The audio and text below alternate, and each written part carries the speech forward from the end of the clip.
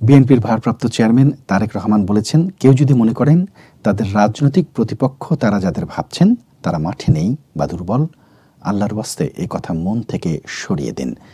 আগামী নির্বাচন অনেক কঠিন হবে।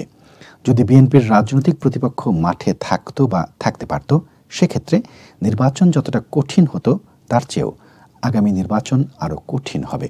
এখানে অনেক ষড়যন্ত্র চলছে, অনেক অদৃশ্য শক্তি কাজ করছে। রাষ্ট্র কাঠামো মেরামতের ৩১ দফা ও জনসম্পৃক্তি বিষয়ে চট্টগ্রাম বিভাগীয় প্রশিক্ষণ কর্মশালার সমাপনী অধিবেশনে ভার্চুয়ালি যুক্ত হয়ে তারেক রহমান এসব কথা বলেন। তিনি বলেন, বিএনপি নেতাকর্মীদের বিরুদ্ধে অনেক ষড়যন্ত্র চলছে। ছাত্রদল, যুবদল, মহিলা দল কিংবা স্বেচ্ছাসেবক দল যাই হন না কেন, আল্লাহর ওয়াস্তে এটা একটু চিন্তা করুন যে বহু ষড়যন্ত্র চলছে। এই ষড়যন্ত্রকে যদি উপড়ে ফেলতে হয়, এই ষড়যন্ত্রকে যদি উপড়ে আসতে হয়, ধৈর্যের পরিচয় দিতে হবে, ধৈর্যশীল হতে হবে, আচরণ সেরকম হতে হবে। প্রধান অতিথির বক্তব্যে তিনি বলেন, বিএনপি বিশ্বাস করে না নিশিরাতের নির্বাচনে, ব্যালট চুরির নির্বাচনে, বিশ্বাস করে জনগণের ম্যান্ডেটে।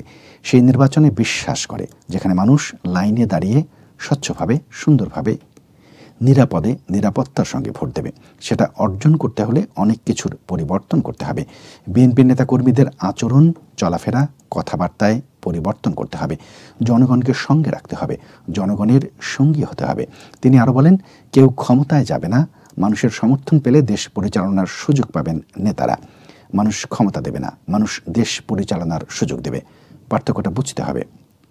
ক্ষমতায় ছিল পলাতক স্বৈরাচার, ওরা জনসমর্থন নিয়ে দেশ পরিচালনার সুযোগ পায়নি, ক্ষমতা দখল করে ক্ষমতায় ছিল। বিএনপি দেশ পরিচালনার সুযোগ পেতে চায় জনগণের সমর্থন নিয়ে।